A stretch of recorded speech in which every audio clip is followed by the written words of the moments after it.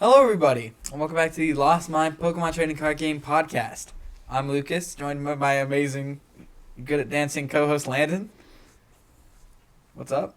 Not much, bro. I'm Bulbasaur Hat now. I am not Landon anymore. I now am the Bulbasaur Hat. Yeah, he changed I his name acquired to this in Bulbasaur. Toronto, and I am a different person. He changed his name to Bulbasaur. Real. We got back from Toronto at around 2:30 in the morning on Monday morning. Real. How was that? It was fine. I mean, I really do enjoy driving late at night because there's no one out there. If the RCMP are watching this as an admission to speeding, I did speed on the way home from the airport, and it was great. There was no one else in the airport or on the road, and I just like it at nighttime. There's no traffic. I work. We gotta go get Landon now. I just like driving at nighttime. It's great. But like, then you gotta crank your music, bro. I wake up in the middle of the night, just like Lucas does hate it. Dude. Lucas, when Landon drives him to and from the airport, and he has to listen to his music so Landon doesn't fall asleep while he's driving. yeah, how could he? He's mauling. I had to wake up one time to, I forget the exact Biggie song, but there was just like high bells going, and I just wake there up. was gunshots in the song, Dude, and you were dude. like, I still, it's really funny. Bro, I was too tired for that, man. I was on the verge of just tears. I was over it. Yeah, it was pretty epic. But Lucas, so how did Toronto go? I think we'll kind of talk about that and then segue into what we're going to be talking about this episode. Because we got a couple different topics. I don't like seniors. I came 13th out of 235 people. I played Pidgeot Control. That's why you didn't hear me last week saying what I was going to play, because it is something that like people weren't really expecting me to play Control because I've never played Control or a Major. But if I'm playing just a regular 60, I will just tell you what I'm playing. This was the 60 on screen here. I did kind of, not really. I kind of made it really close to the All-Out Blitzel 60. You will see that I don't play a stadium in here. You should play a stadium in the deck. Every single time I played a secret box, I was like, dang, dude, it'd be really sick if I could grab a stadium right now. You did forget about the text of the card. Yeah, I would cut an Ultra Ball, Flare, and Artisan. That's what my current 60 is right now. Just this 60 minus Ultra Ball plus Artisan. The deck felt great. A lot of seniors just like, I had two opponents this weekend pick up Luxray and read it. It is sick. Because they just don't know how to play against the matchup. Mm-hmm. And that was a common theme throughout the entire event. Like, they didn't know how to play against the matchup. Some did, but I just still ended up beating them. Other than Omar Cortez, he's one of my friends, and I lost to him in a 3-game set against Charizard. I prized double Pidgeot EX, whatever. Yeah, but then I was So here, Lucas, I just want to cut you off for a second. So we didn't give the viewers any time to realize what we're talking about, because I know exactly what you're going to segue into. So we're going to do a quick report on Toronto from our own runs. We're going to do a quick look over of the Toronto meta, because every other podcast you listen to is also going to talk about the Toronto meta, so we don't need to harp too much. And then we also want to talk about Gentlemen's agreements, EUIC registration. 'Cause there's some issues, friends. There's some issues. And then what else are we going to talk about, Lucas, after Toronto? We're going to talk about city leagues. Not city leagues. Not city leagues. We're talking about specific deck lists that include a Badoo. specific 30 HP grass type with a free attack that limits what your opponent can do, because it's very good. And what we want to tell you is we looked at the rough top 10 decks of the metagame, and all but one deck was playing Badoo. Raging Bolt plays Badoo now. It's pretty crazy. Yeah, But anyways, Lucas. Gentlemen's agreements. Going into round 8, I was 5-2. I hit a Reggie Drago. I don't remember his name. I would say it, though, because we do need to call them out. I offered a gentleman's agreement with the kid. He kind of, like, half-answered it, going, like, basically answering it in the way of only if it benefits him. So I take that as okay, we'll do a gentleman's agreement. I show him actual unstoppable game. I have a Squawkabilly in the active, 60 turns worth of penny looping, and they have no switch. I have Genesect in play. They have Reggie Drago. They decide to take the tie instead of honoring the gentleman's agreement, and that is something that has happened throughout my entire career. I have never had a gentleman's agreement go my way, even when in every single situation I have been in a winning situation. But every single time I've been in a losing situation, I scoop to my opponent, because that's what a gentleman's agreement is about. I think we should talk about that, because I think we need to make it known that there are a lot, especially if you're a senior listening to this, try not to make a gentleman's agreement. If you have to, do it, but like if a tie's fine, whatever, then you can still offer it if a tie's fine. But don't expect them to honor it, because I have never had someone honor a gentleman's agreement, except if they're like a close friend of yours. Mm-hmm. Yeah, that was rough. Because I want to interject. So all of what Lucas is saying is from the viewpoint of the senior division, and I'm going to let him finish. But I will have a different viewpoint from the Masters division, and I think it's important that we clarify what a gentleman's agreement even is. So in the Pokemon trading card game, in the competitive circuit, it is very often disadvantageous to both players to tie. It will eliminate both of you from either day 2 contention, money contention, top 8 contention. So there's an unspoken agreement that is not in the rules, not enforceable by the rules, where you will have with your opponent, where you will say, if one of us, I like to stick to prize cards because it's a subjective thing. Lucas is playing control, so that's hard because prize cards is objective. Board state and these kinds of things are subjective statements. So you could say like, oh, I'd win in like 2 turns or whatever, and like, no, I would win next turn. So you can just go back and forth, and then that's not helpful to anybody. Yeah. So what we'll do is we'll make an agreement based on something. So I'll offer, do you want to do a gentleman's on board state? They say yes. And we've made that agreement. So now what we're saying is that when time is called and we are past our 3 turns, we will look at who has a better board state and give that person the win.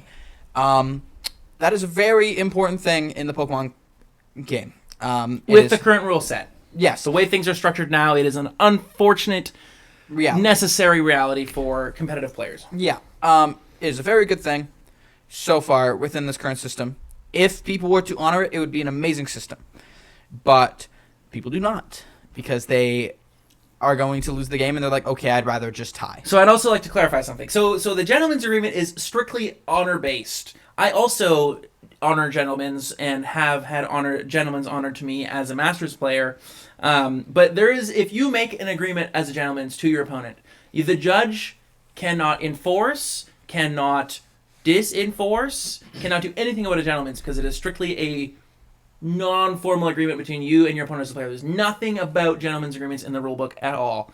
And it's actually quite murky waters because if you get too close about asking for wins or trying to influence your opponent, you can actually get yourself or both you and your opponent disqualified if a judge overhears you. So we need to be very clear about what a gentleman's is and what you can and cannot do. Like what I did is I went, okay, you cannot move. I have 60 turns of loop, and I let him make his decision. I put the cards down in front of me. I searched my deck, grabbed the cards out of my deck that were going to make it so that I had a 60-turn loop, and I was like, I just have it.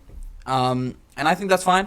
You kind of have, that's where you kind of draw the line. Mm-hmm. You tell them your line, and are like, okay, you win. Stuff like that. That's really all you can. That's really the furthest you can go. It's strictly honor based. If you make a decision, and this is something you'll also, like Lucas is saying, is if you are a person of integrity yourself and you would honor the gentleman's opponent to your opponent.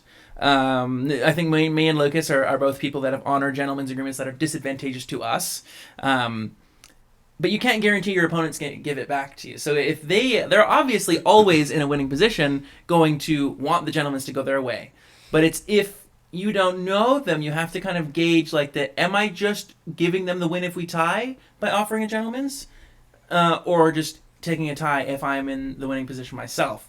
So maybe like Lucas is saying, and if you are in a position where you don't think your opponent will honor it, you kind of have to think of it as I'm giving myself worse odds to tie, really. Because if you know your opponent is most likely not going to honor it, you're just either tying or losing. You're not winning in the gentleman's ever. So it's disadvantageous to begin with. So it's a very tricky situation, honestly. It's very tricky. And I feel like I didn't really do much to my opponent to make him not like me.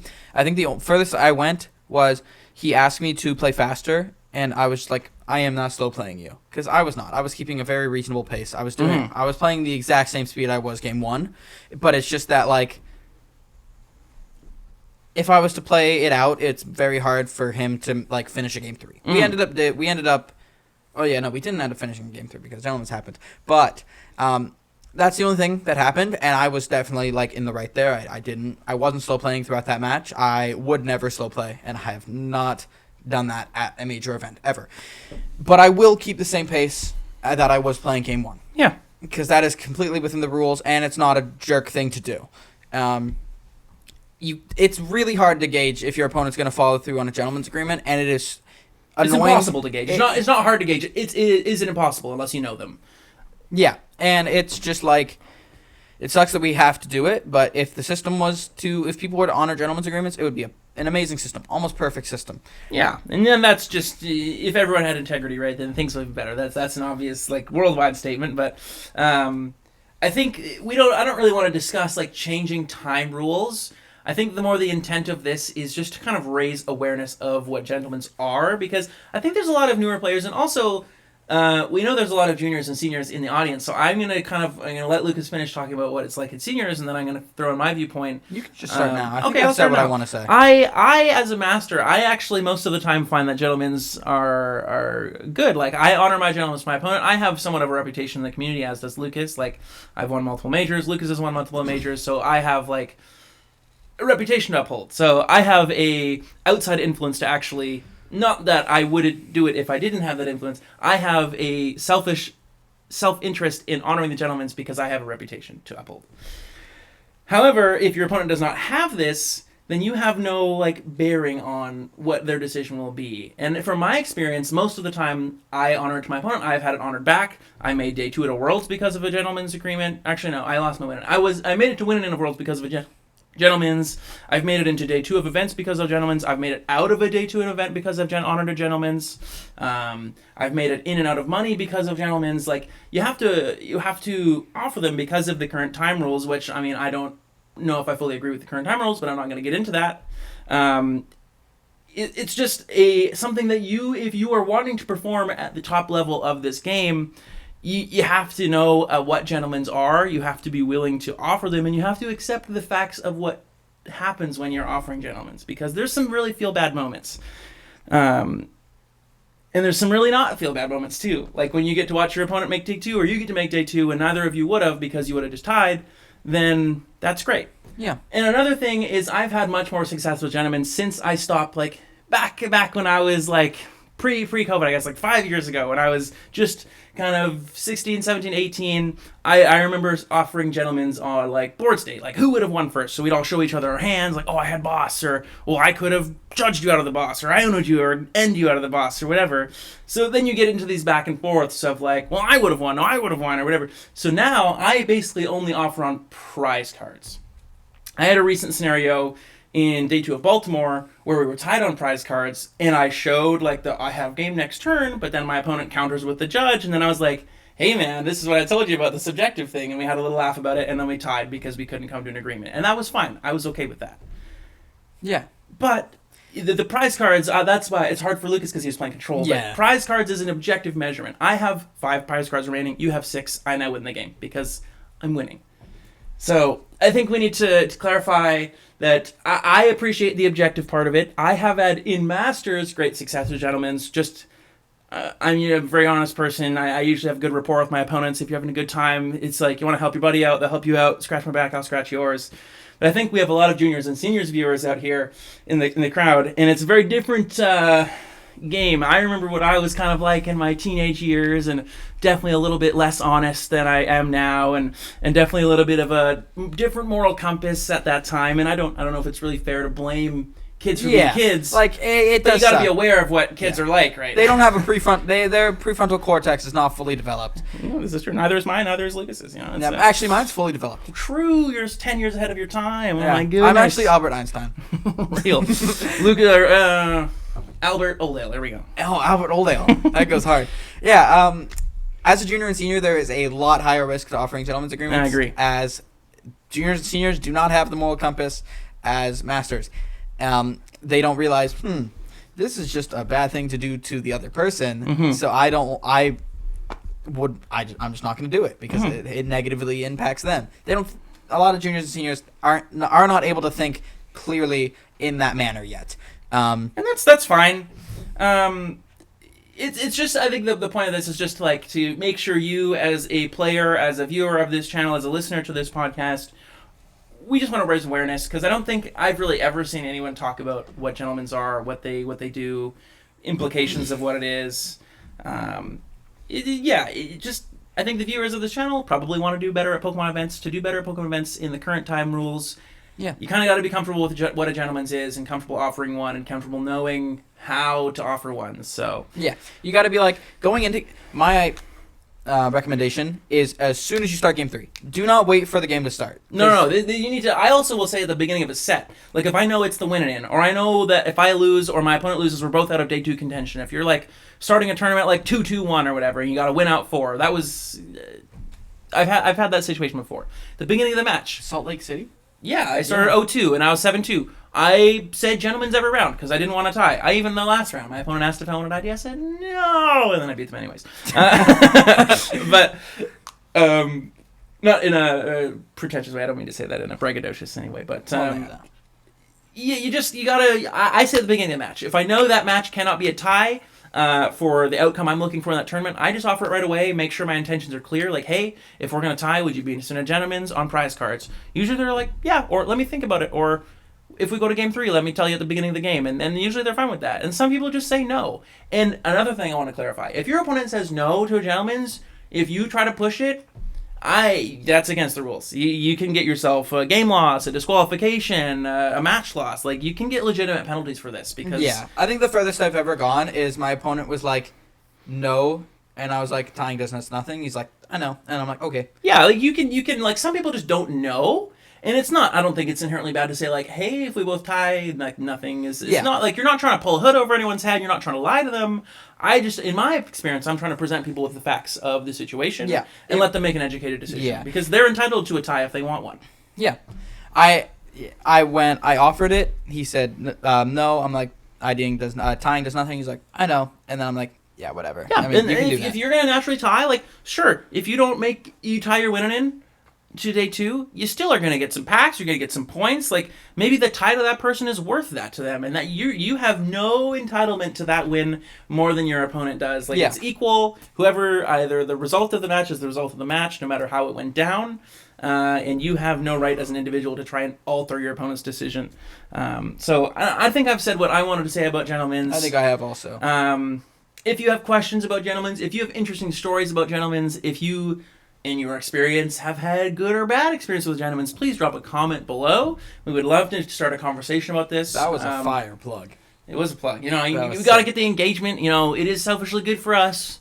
I'm not going to lie. Like, we like comments. It helps our algorithm. But it's also a good place to talk gentlemen's agreements. So, get on down there. Bulbasaur hat. Real. Controller's broken.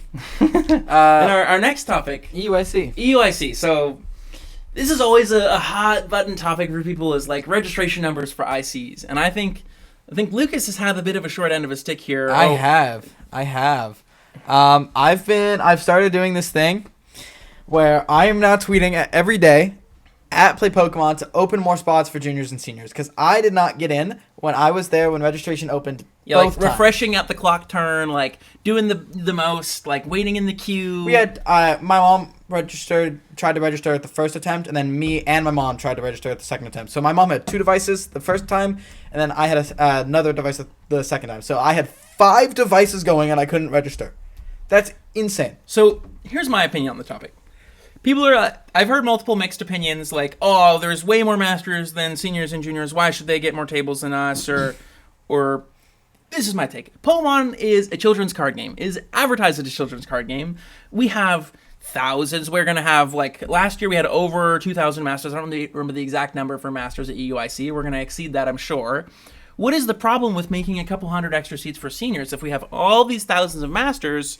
Yeah, this is like the spots will fill. If you open up 100 more spots, the spots will fill. They will. And when I was a kid, I never got to go to an IC. Like, Lucas is able to go to these because I am extremely lucky for that. Yeah, and that's great. That's awesome that he gets to do that. If I went to an IC as a kid, that would have been like a formative experience for me. I didn't have that opportunity because of like money problems and not having the time to travel all these places that I have now. But this is a much different experience for a young child, a teen, than it is for me as a 22-year-old or a master, any adult. I mean, there's younger masters and teens. Yeah, I guess we could say like a 20-year-old. This is like a formative, amazing experience. Like, imagine as like an American or a Canadian or any sort of, I just say that because that's where I'm from. You as a parent were able to take your kid to the UK, London for a week and play Pokemon, the game they enjoy, and these things. And you just can't get in. And I would rather see them fill as many seniors and junior spots as possible first, then fill masters spots, because I just think the value that this tournament experience provides to a young person is so much larger than to an adult. Because for me, going to UIC now, it's just like, oh, another tournament. This is great. Yeah. I mean, I like it. I have a lot of I fun. really like London. Like, it's great. But, like, I completely agree with that. For me, it's slightly different because I've had the chance of going 3 times now. So it's slightly less impactful, slightly less formative. But it is still a big event. But for these kids that don't go, like for these kids in America and Canada that never leave their country, going to the UK, while it is a pretty similar overall place, it's a pretty similar place. It's still pretty different, and it will give you a lot of experience. It was my first time out of North America as in my whole life. And it's showed me that it's cool to travel other places, and it's just an opportunity. It's an excuse to go somewhere cool for kids, and maybe there's financial help as well because of stipend, and you get priority registration and that kind of thing. But yeah, I should have just gotten priority reg. True. But this is such a larger thing for kids. And again, I just want to stress this: I make this joke all the time. Oh, I play a kids card game. But it is actually a kid's card game. Like, it's for kids, and it's... Yeah. I would really appreciate it if you all went to this post. If you started retweeting this, Pokemon will have to acknowledge that it exists someday. So I haven't put a support ticket in yet. I'm going to. Been very busy with work, haven't really had a chance. But I do intend on putting a support ticket in for this, just because I do believe that this is a kid's game. We should be prioritizing kids. Like, kids need to have fun, right? Like, it's just another trip for me as an adult. It's not something super special. It is special, but it's not special to the same extent it would be to a small child or a teenager. Like, I remember traveling with my family when I was younger, and it's like, I remember those things to this day. It's great experiences, great memories for everyone, right? And also you get to think about it is the parents also get something out of this. They get this trip. They get to take these kids to these places. And for a master, it's just not the same. And I don't think you can really justify opening way more master seats when there's an equivalent amount of, like, I mean, obviously there's less, but there's I think if you seniors and opened up juniors like that want to play more. If you opened up like 150, 200 more spots for seniors, like, you can see how many fill, and then you can just dedicate those spots to masters. Yeah, and you know what? I've also been to multiple ICs. There is dead space on the floor. Like, there is room. They could make more room for tables. I know that that's not just as simple as just cramming more tables in there. But, like, you can fit 100 more seniors or juniors. I know we're talking about seniors because Lucas is a senior. I have never played in juniors. I only played in seniors. So, we can harp on about it. That's my opinion. I think we should be prioritizing juniors and seniors for entry to these tournaments. I agree. Obviously Lucas is I'm biased. I'm biased because I want to, as you see in the tweet, I'm molding because I can't book my room yet. No, this is a different tweet. I responded to. Yeah, we can. Yeah, no, that's fine. We don't need to pull up the tweet. It's annoying for me because I want to book my flights and hotel, but I got into the tournament, so I know that I'll be fine. But it's just lame that the kids don't get to experience something so awesome. Like, ICs are a big event. There's Pokemon Center. There's lots of production. There's like Pikachu's walking around. They got like bands playing at the beginning of the tournament. It's cool. It's way more theatrical than a regional. Yeah. The tournament structure feels very similar, which is a problem I have separately. But the event itself, the production value, the actual event, the spectacle is much larger than a regional, and it makes me upset that there's some kids that are just going to get cheated out of this experience because they wanted to have 3,000 masters or whatever. Yeah. So I would really appreciate it. My Twitter is, if you're just a listener, Lucas Oldale. Also, in the description of every video is my personal Twitter, the account's Twitter, and Lucas's personal Twitter. Yeah, so the best thing you can do right now is go to there and retweet. Spin a sport ticket. Yes, I will be submitting one of those, even though I don't really want to type it out. Yeah, it takes a while. I made a pretty big sport ticket with some really... They do objectively read them. Like, it is true. There's someone in the Pokemon Company that does read sport tickets, and it's actually talked about. It's not just, like, into the void.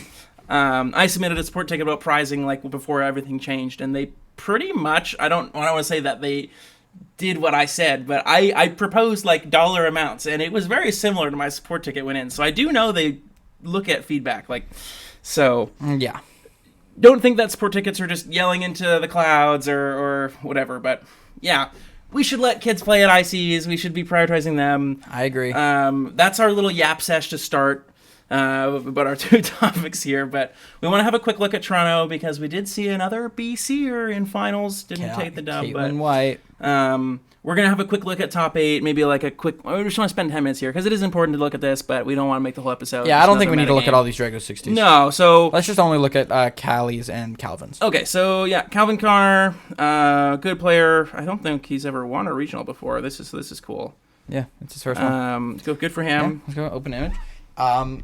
You can see the 1 Superior, 2 Fire. Got double stadium here. Double stadium, very Nothing's really changed. We're still playing Cologne. Like, I'm not going to yap about more Drago. Congrats to Calvin. We're playing pretty much the same deck. Yeah, congrats Gudra's to normal Calvin. here. Yeah, so very good. Love it. Drago. We have Caitlin White. one of our locals. Yeah, very, very good to see them get their first finish. They were at the cup I was at today. It was pretty sick. Yeah. I did end up winning that cup, too. Very good, very good. 3-0 with control. Yeah, Caitlin's been a bit of a menace. Loves to lost zone championship points, as they say. Win lots of league cups. Good to see them finally break into top 8 at a regional. Lots of like top 128, top 64 finishes. So happy for them. Good to see that they're finally getting into top 8. I'm sure that they'll be in there again because they play a lot of Pokemon, a lot more than I do. So that's pretty normal. Good. 60 though. Yeah, nothing crazy here. I don't really want to look because this is a metagame that's not really going to be super important moving forward. Like we're going to get new sets before. Yeah, the next it's San Antonio. Oh, San Antonio, same format. Oh, that's actually nice. Play Dawn again. I'm pretty sure. No, don't play Dawn again. Let's go back to pitch out control. No. I don't want to spend a bajillion hours on this. I want to see this pitch out control. Okay, we'll look at pitch out control. I want to do a quick. I have a bias. Goal scroll, yeah. So it's cool, sick. I have to test that card because it's actually like broken into Ready Drago. And then you see the only differences between my list is that they play Switch Cart, they play Collapse Stadium instead of an Artisan, they play 1/1 Toadscruel, and they play your leg. and they play a second boss, and they play 2 pennies instead of 3, and no third kind of catcher. But it's a pretty similar list. Control's broken. Toadscruel's really good. Yeah. So I think what we were kind of talking about last episode with the kind of drop in Drago with aggro decks, and then we saw the rise in Zard. This was, again, kind of the natural reaction. We saw, I know Reggie Drago's always been the most popular deck, but we didn't really see a commanding victory 20%, like this. Yeah. 20% is insane. This is in day 2. This is 21.78% in day 2. So day 1, it was the most popular deck. Day 2, it was the most popular deck. We got Zard in top. Snorlax stall. This is pretty insane, actually. 3rd most popular deck in day 2 was Snorlax, so Miraidon was not it. Oh, by the way, I lost my win in, so I got top 5-12 with Miraidon. So not that important, but I remember him telling me, "Bro, I don't want to play day 2 tomorrow." True, I was molding. I was actually kind of happy I won my win in because I just wanted to sleep. Lost, you mean? Oh, sorry, lost my win in. I lost to a lovely Pokedad. What's his name? The Hitman or something on Twitter. Brett, I think his name was. He was great. It's his first day 2. His son made top 8 in junior. Super happy for him. Oh, Brett Halliburton? No, not Halliburton. No. Not Halliburton. Yeah, he was super cool. I was super happy for him. He was stoked. He got his first day too. It was great. He was like, "Why are you so happy for me?" Like, I don't care, bro. I get to sleep in tomorrow. Yeah, that almost cost me too, man. True. That's bad. I woke up 20 minutes before my round started. Yeah, literally, I had to get you out of bed. I was like, actually, no. So Lucas's mom was pinging his phones like Life 365. They called the room because Lucas didn't set any alarms. I would think.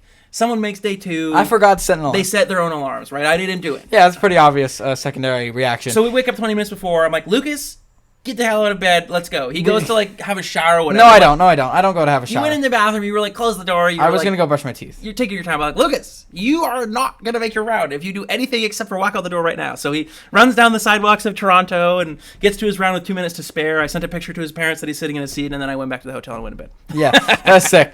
But that was just a little side tangent. Lucas almost missed his first round. My hair froze the first day. That was pretty sick. True. Lucas, when it's cold in Canada? Well, yeah. It's not cold. True. It was not cold, actually. Yeah. If anyone's actually been to Toronto when it's cold, like minus 30, it was like minus 5 at worst in Toronto. It was minus 7, I think, when we got Shelby's that day. Terrible. It was hot. But anyway. Another tangent. Silly Americans. That's okay. Snorlax stall was a cool call. I think this was a pretty good metagame call for this tournament. Didn't make top 8. I think Pidgeot is probably better, as we saw it. Pidgeot top 8. Pidgeot Control was the 13th most popular deck, but it made top 8, and Snorlax didn't. So that means something. Cloth, also way down. Have people, I always honestly, I don't know. The Cloth is good. When I played the deck, I thought it was bait. Like, it was such a pile. Like, as soon as you burnt Forest Steel Sun, it didn't do anything. And maybe this is just a bad end for Cloth, but I'm not surprised to see it going this low, because I do think it has always kind of been like a clunk pile. That's fair. But it is powerful. Like, obviously, it's done well in the past, but I'm not that surprised to see it dropping in the metagame. How do I zoom in? Okay, Hydra gone. No way. But yeah, it's just like Cloth dropped, Goldango dropped. Lugia is back up at number 4. Which I hate. Lugia had a good tournament. We saw that most of the, like, Connor or Cal Connor, I don't know, Calvin, whatever his name is. Cal Connor, yeah. Was playing Temple of Sinnoh, and not that many Regidrago lists were playing Temple of Sinnoh, so if you're not playing Temple, Lugia is like an atrocious matchup for Drago. Yeah, so Kieran Fiera played it, and he did pretty well. Yeah, he had like some rough beats, I think, in ASIM, but we love Kieran Fiera. The Shift Gear podcast is the GOAT. I always comment on their thing. I wish they'd do it back, but it's okay. That's okay. Dragapult that we're thinking up here, but yeah. Somehow, I have no idea. I think how. biggest takeaway from Toronto, if you're going to San Antonio, is like Drago is by far away still the best deck. I've been saying this for a long time. Like, Drago is just the best deck. Yeah, and all the top keep an eye players out are for going to Stall. keep playing Drago. So we didn't then, see yeah, Miraidon keep do like an eye out on anything. Stall. 0 Miraidon made day 2. No. Where? there. 2. Oh, sorry, 2 of them. So if you're looking to farm some Dragos again, I gotta tell you, Miraidon looks pretty good. But Just like somehow beat Stall. yeah, someone beat Stall, you can't do it. Gardevoir's playing Mawile now, so it is kind of tough out here. But if you want to farm Drago, then play some Miraidon. I don't know if I'd play it again at this point, but anyways, that's Toronto. We don't want to yap You your can ear off. just go down there, just to, like, we can end it on the deck analysis. Oh yeah, so here's day 1. Whoa. 13 to 22% is pretty crazy, but 7% to not in the top 5 is crazy. yeah, Dango. Oh, Pult is Pult Thorns. Oh, that makes sense. That makes sense, yeah. Yeah. Okay. Yeah, Dawn dropped off the graphic. Yeah, so pretty cool. If you're going to San Antonio, this is relevant to you, but there is a certain Bud card. Like that. Bud. I love my Bulbasaur hat, by the way. I love the Bulbasaur hat. It's so sick. But look at this. There is this Budu card. If you have not been on Twitter at all in the past month, I'm envious of you. yeah, real. But if you don't know about Budu as a Pokemon player, you're kind of living under a rock. So if you don't know, 30 HP, terrible. What the heck? This dies to Charmander. 0 energy, 10 damage. During your opponent's next turn, they can't play item cards. What the what? What? So what we did here, And as for your treat. it does have free retreat. It's insane. This card, when I saw it, I was like, ain't no way. Like, they didn't make it a coin flip or anything.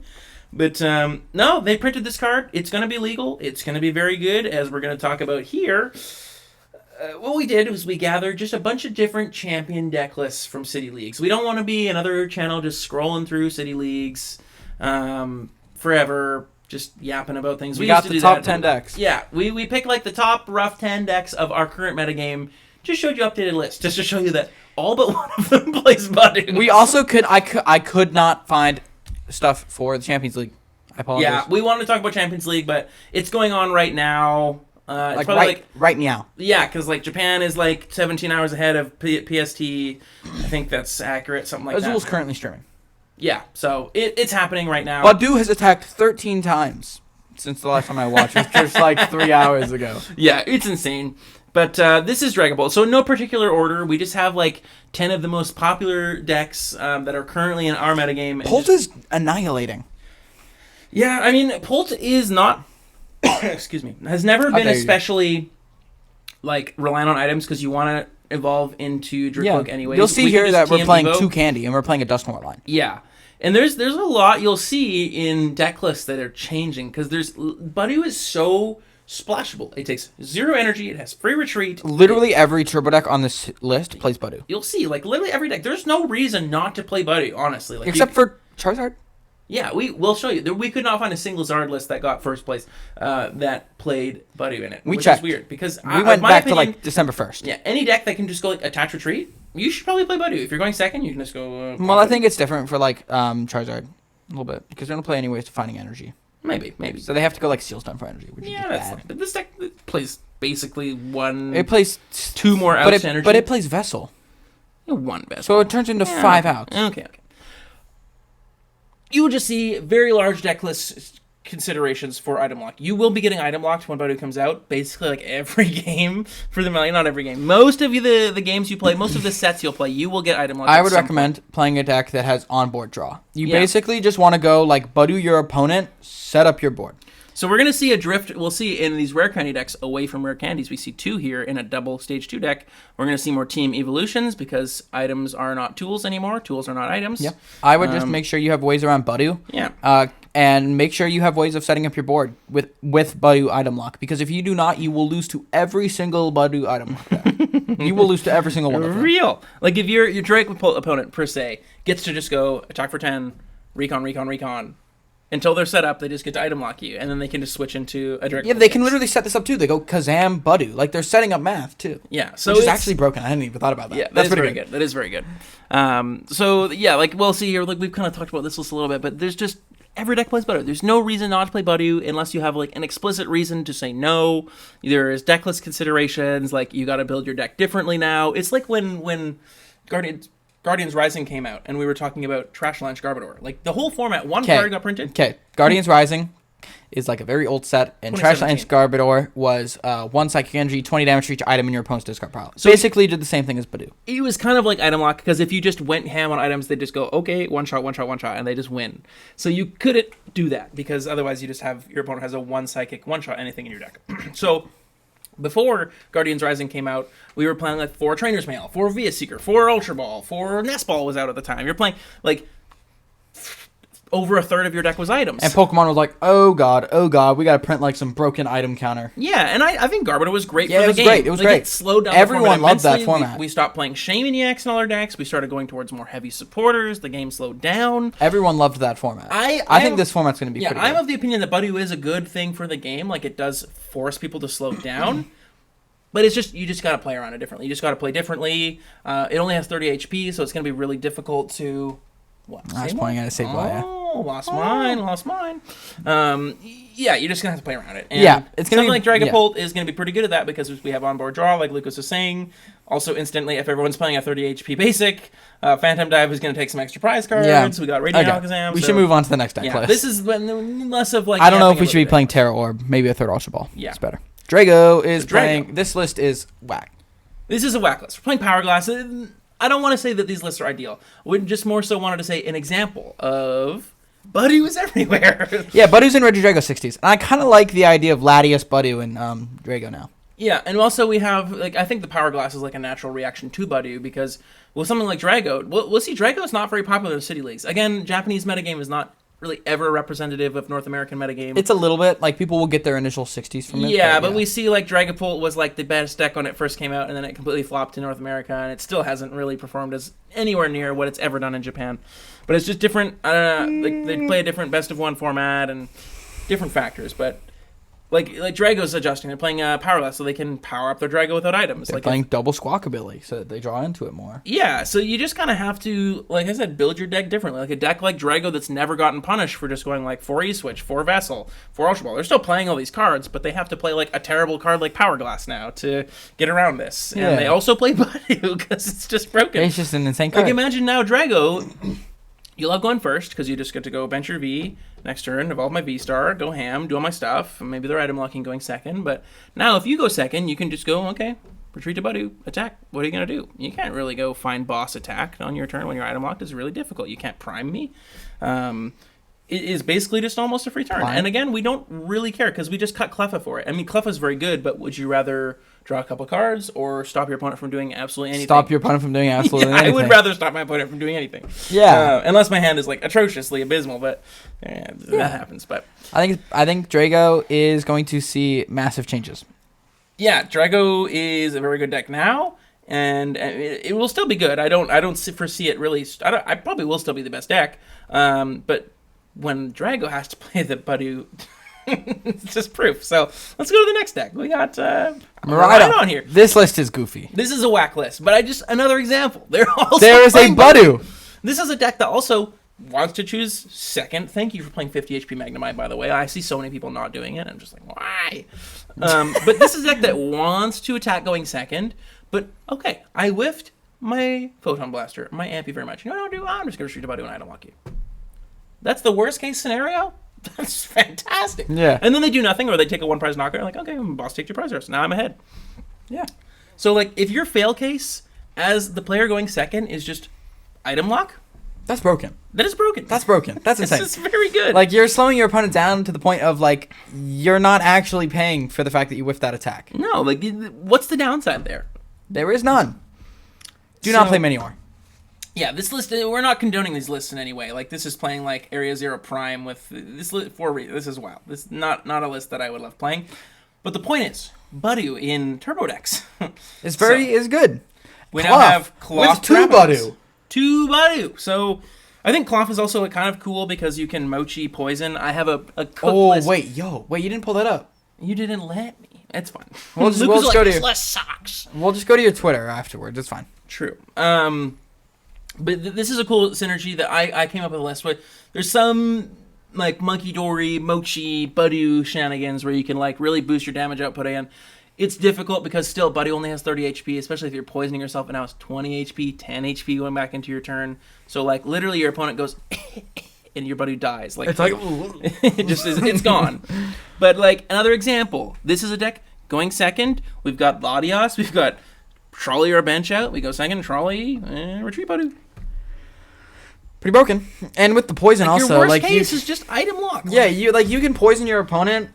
Go like put it up to 40 with the Budu. They take damage. Go to 70, and then you attach Mochi, and then you do like 160. It ends up having on it. Yeah, we see triple broken. switch cart here. So this deck could feasibly go like Mochi a Budu if they don't have a way to respond to it. We also play Cart 4 Mochi a boss. Budu. Yeah, or we can just retreat to the other Budu. Yeah, like this list is very much so built to Budu. Yeah, and that's good. Like It's good. Bulb, Bulb. real. broken. Bulbasaur and Budu are adjacent to each other. Kieran's crazy. Real. 4th switch card's just got to be better. This deck is like by far and away the best deck to use Budu. Not Cloth. This one. Gardevoir. Not like by far and away, but it's pretty. It might All just right, be so the best. let's talk about Guardy. So you know that feeling when you have a slow start against Guardy, they get triple curly out, they refinement like 6 times before you're taking a prize card. You're cooked every time. There's no way. So now that's gonna happen every single game. Every game, because you know what they're gonna do? They're gonna go attach retreat a Budu, item lock. And you're gonna go. Then they're gonna go drop, curly, refinement, item lock, and then they're gonna do it again, and you're cooked.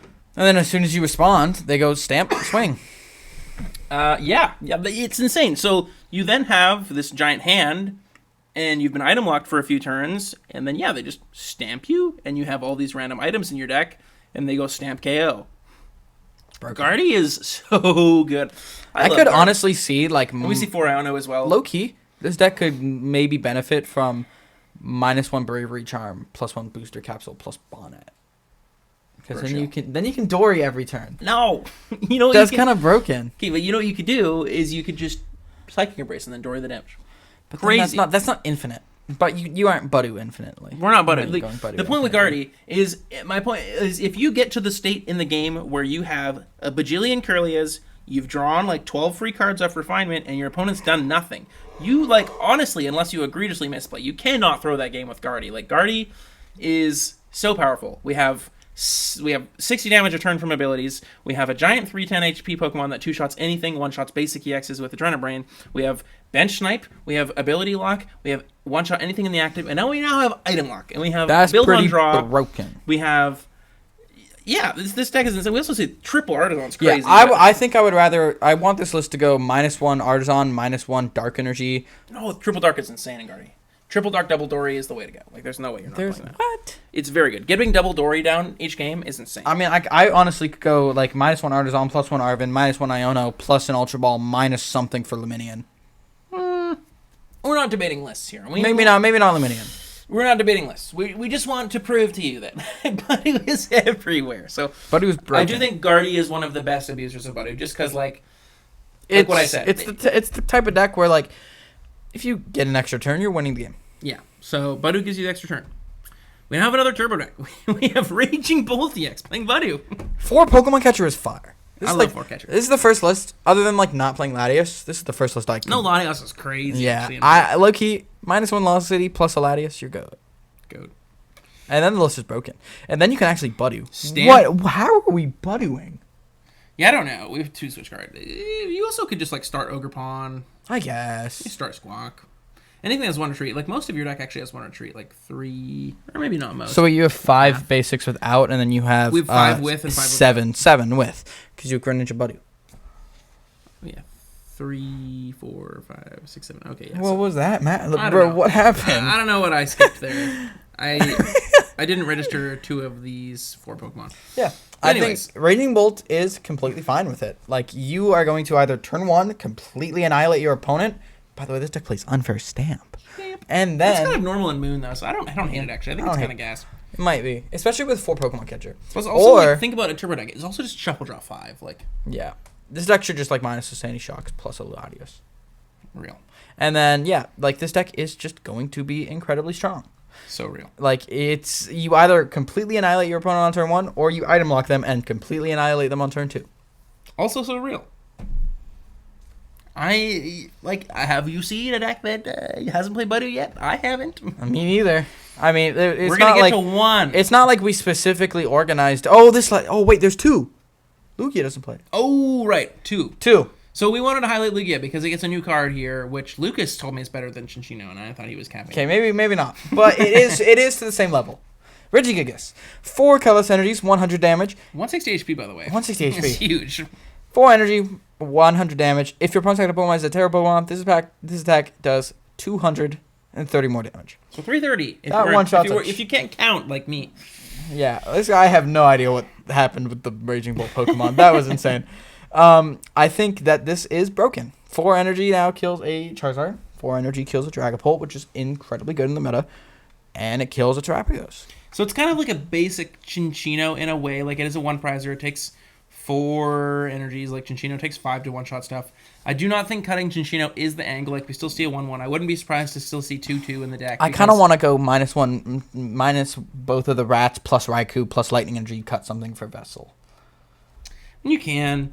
And just like, I don't know. I've had experiences of like cards that like, you know, when you like see a card like Pikachu does 300, like, oh, it's no worries, just like play the Gravity Mountain, or oh, no worries, just play the Choice Belt, or no worries, just play this extra card. Well, Regigigas is not that. I know, but it's conditional. You have an unconditional one-shot with Chinchino. I guess. I do not think that it is Chinchino is unconditional. Chinchino is going to one-shot whatever is in front of you. But Regigigas is a basic Pokemon that can do that thing into a lot of the relevant Pokemon.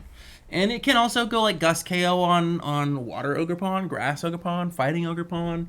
Oh yeah, all the Trapagos. Ogerpons. That's fire. Yeah. Any Terra Pokemon, you're just gonna kill it. With a 1-prizer too. Yeah, like, so it's broken. Regigigas is a very good one of. I don't think we want to be cutting Chinchino from Lugia. We also have very limited time with Lugia left, so good riddance when V-Stars rotate, honestly. I'm tired of it. But Not Arceus V-Star. Arceus sucks. I love Arceus. I do love Arceus, but its time is gone. Arceus is No, longer good enough. There is a good Arceus deck that we will play to another event, maybe.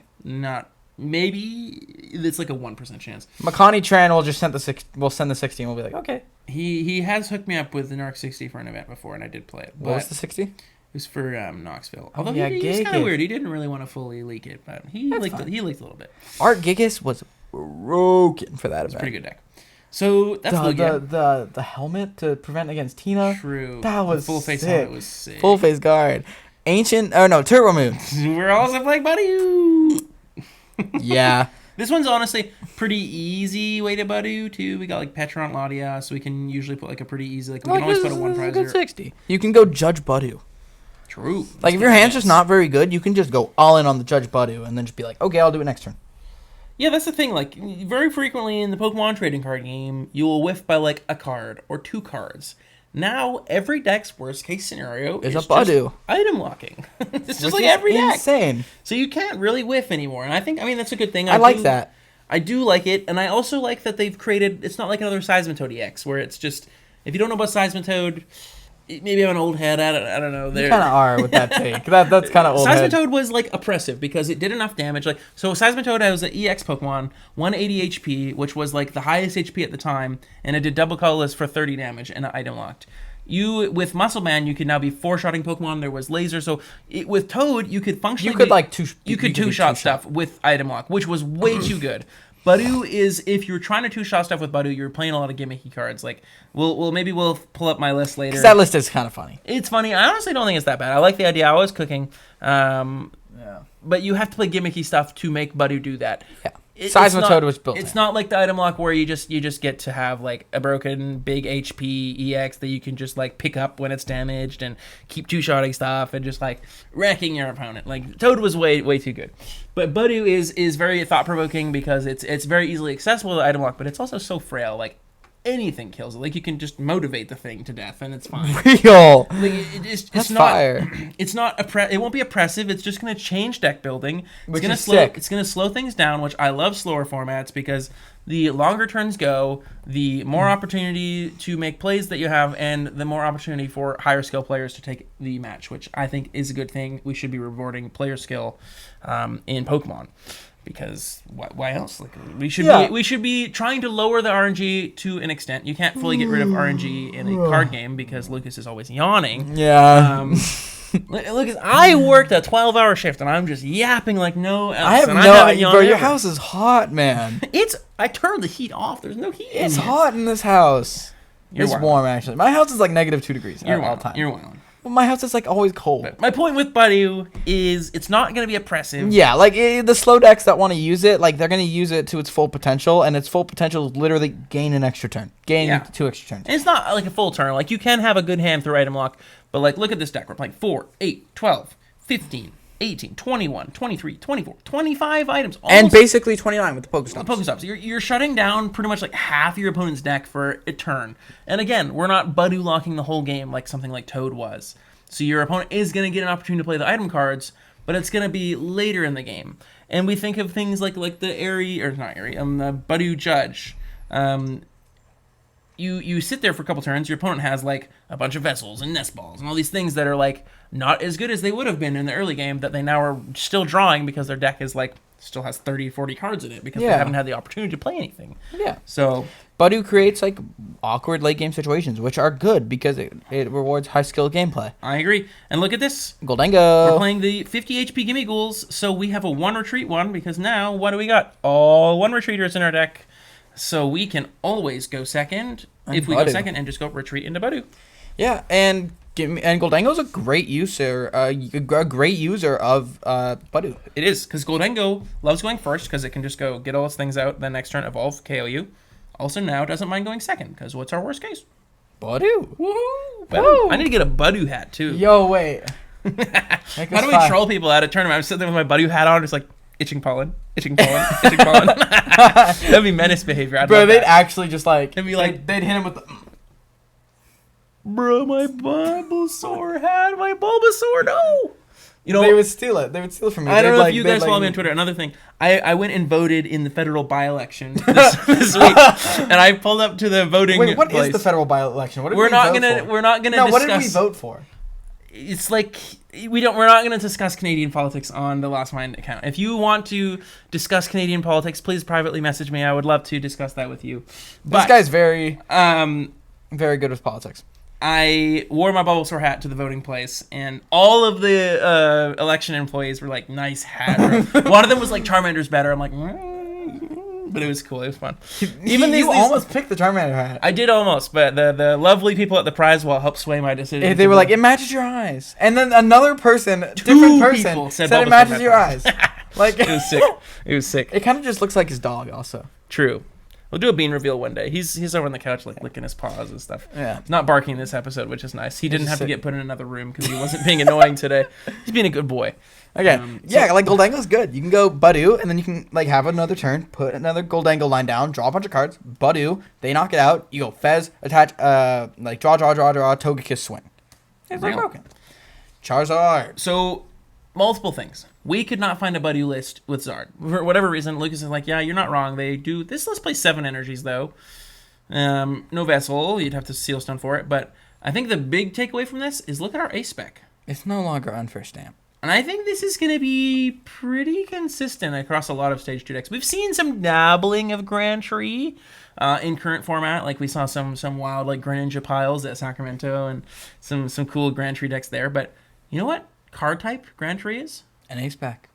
A stadium. Yes, both of those were factual. But you know what? Item lock does not stop is Grand Tree. So we can now, we can Arven for Forest Sealstone for Grand Tree, and we can just set up a thing. And we can also Team Evo. And we've got Team Evo as well. So we've got Pidgeotto here. We've got 2 Charmeleon. We've got 2/2/1 Dusknoir line. So we play a pretty thick level of stage 1s here. Might consider cutting a Clops for a Pidgeotto. 2 Pidgeotto is crazy. I don't think you needed that. But like then 10% of the games you just lose. I don't think you just lose. You play rare candy still. Yeah. Like this is an example of deck list or deck building being very much affected. By Budew, like greatly affected, because this list is just like, this would be unheard of in current format. Yeah, like literally no one would be playing it. Current lists are unheard of in a Budew format. So normally when we get a new set, like Searching Sparks, like, oh, Pikachu EX, woohoo, Magneton, woohoo, like, this set's pretty mid. Like, Miraidon got a lot better. Budew completely changes the meta. Yeah, it's a complete change. Like, nothing is the same after Budew. The format is completely different. And that's what we really wanted to stress today, is that Budew is just... I'm sure you've heard all sorts of things about Budew if you're active on... The Budew propaganda. Now pull up the most Budew propaganda.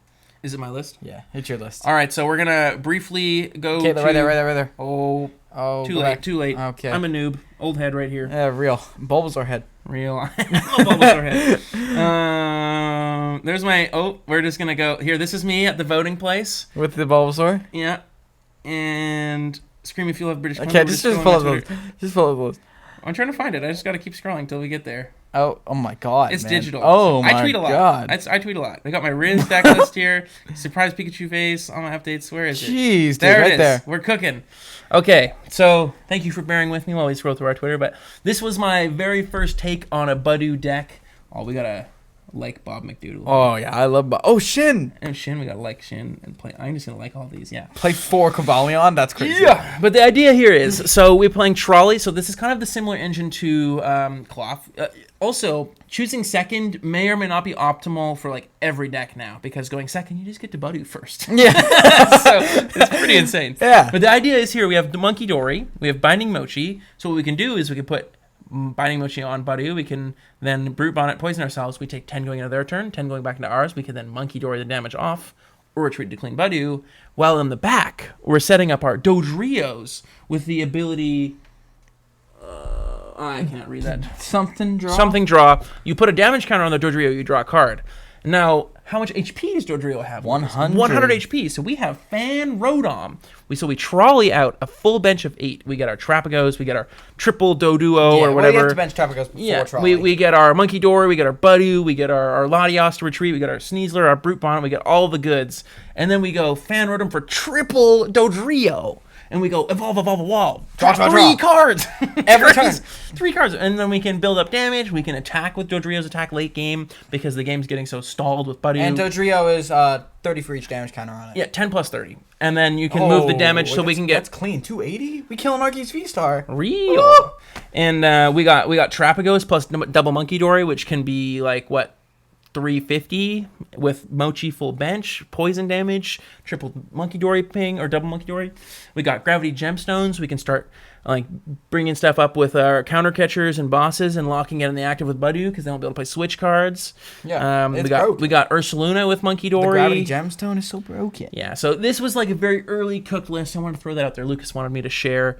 I got 41 likes on Twitter. I got 8 bookmarks. People were like, yeah, because I cooked the top Sigma Budew list yesterday with the emoji. So yeah, real. So if you don't scream while doing it, you're doing it wrong. Real. Hit us with the emoji in the comments. Oh, that was another fire. You gotta do it. Yeah. And that subscribe button too, you know. Oh. So I think for today, that was all of our content. Kind of a bit of tangenty stuff. I think that's a good episode, though. I like it. Basically, what we're trying to do, and put some feedback in the comments. We don't want to be just another podcast that talks about the meta. Like last week we did because there were so many events to talk to. It was an event we're going to. We're not going to talk about the meta, but we don't want to just be like here's the top 8 decks. Here's the Limitless TCG. Here's our tier list, and then next episode. That's just boring, and there's the content's so saturated with that already. Everybody does that. So we're kind of looking for some feedback. I was thinking we could do some Cube content every once in a while. We can do retro content. Cube content sounds sick. We can do like maybe some GLC content if people want that. I'm not a huge fan of GLC, but I do I like acknowledge GLC. that people like it. I do have I a like deck. GLC. I think it's fine. I don't like how much. The GLC deck? Where is it? Well, you were just playing with it. Yeah, it's over here. This is all my retro decks back here. I got Yeah, my old yeah. gaming So devices. he got content. Oh no! I just knocked over the original. no. I got Pokemon Gold there. Oh, yeah. I dropped it. Okay. Colorless GLC. I don't know. You barely can see anything. Yeah, this is my GLC deck. Kangaskhan. I'm missing a Greedent. That's all I'm missing. But yeah, so we want to diversify content. I know there's quite a lot of interest out there for other non-standard content. We can make some expanded content or whatever. But Yeah. we want to mix it up. We don't want to just be like another channel droning on about the same thing that everyone No else is hate talking to those about. channels. No, yeah, I think that's we need that. We're going to talk about that too. That's not going to be us. It's just there's so many people doing that already that we don't really need another channel that's just doing the This same list thing. also should not be playing DT. I think his 7th Fire is just better because then you can go attach a Charizard tree, Charizard attach. Maybe. Yeah. But that's the point. So we're looking for feedback in the comments. If you've made it this far in the episode, We thank you, by the way. appreciate The average view time is like less than 10 minutes. So we know that there's some click off the video people out there, but it's okay. You watch for 10 minutes, so we appreciate that regardless. But No, actually, if you don't watch the entire thing, We don't want you. you Get are out a of here. horrible person. Get out of here. Terrible person. Terrible human being. yeah, you've lost all value to us. Yeah. But anyways, yeah. So we want some feedback. I mean, we're gonna do our own thing, but we do like feedback. We do take that into consideration. But we're probably gonna do. Me and Lucas have been talking about. I talked to Angie a while about this emoji here. So yeah, put some You're not ideas. talking to her about this emoji here. I did talk about her about this. She loves the emoji. Oh, no! No! But anyways, we're just kind of yapping now. Okay, we should end this. We should end it. We did pretty good. What's the time? Oh, we're like 15 minutes ahead of schedule from last week. But W. any Wayne, shout-outs, stop. Lucas? I have shout-outs, but you have shout-outs first. You get the floor. Shout out my testing groups and my parents. That's all I Yeah. got. And my Twitter. Real. In the comments. So Lucas Oldale. in the description My of the video. name. So shout out to my Twitter as well, KaitlerTCG. Also, you can click the link in the description. Follow our Lost Mine account on Twitter. We put some updates up on there. In terms of anything's going to be late or if we're looking for like polls, or I'm going to try and be more active on that Twitter too, but I honestly find it very hard to differentiate it from my own Twitter because I just say stupid fun stuff on my Twitter a lot of the time. So but also, I do coaching on Metafy. If you are interested in coaching with me, I do play more decks than just Miraidon, by the way. No hate to my lovely students that want to learn about Miraidon. I think that's fantastic, but I do play other decks. I have been playing this game of your for... students so far, Miraidon? Not all of them, but the majority. Oh, yeah. I think like 75% is Miraidon. I've had multiple that are not. Oh. I think I have 3 non-Miraidon students. Whoa. But coaching's been pretty well so far, but holidays are slow. I don't really want Yeah. to coach right now over the holidays, but I will have some more availability in the new year. I will be going to lots more tournaments, so I will be a good resource. I will for be you. going to EUIC. I will do it. He's just gonna show up and be like, "Give me a seat, gimme." Pass. And then other shout out, subscribe to our channel. Right now we're doing bi-weekly again, but we're very soon after we get into the rhythm of things, after I'm just started full-time at work, so it's been kind of a schedule adaptation, but we will be moving towards weekly content and more than that eventually, but for now we're doing Eventually. what we... That's yeah. in the future. This is down the road, but for now, bi-weekly episodes. So subscribe to the channel, follow us on Twitter. We do upload these to Spotify if you don't listen on Spotify, if you want that as an option. Comment, like, subscribe. Tell us about your favorite emoji moment. I'm menacing, bro. I'll be real. But with that, unless you have anything else to say, Lucas, that has been... Bro, you yap. I love yapping. So my theory is, why are they watching our channel if they don't want to listen to us talk? Actually, that's kind of real. If you've made it this far and you don't like our voices, you're in the wrong place. Watch someone else's content. Go watch Azul. Yeah, like you can be another Azul subscriber. That's fine. He's got lots of fans. That's good. But I do think the reason people probably watch us is because they enjoy listening to our voices. Yeah. For the most part. So Yeah. here's more of our voices. I'm starting to lose it though. But But thank you for watching. This has been another episode of the Lost My Podcast. Trading card game podcast. No!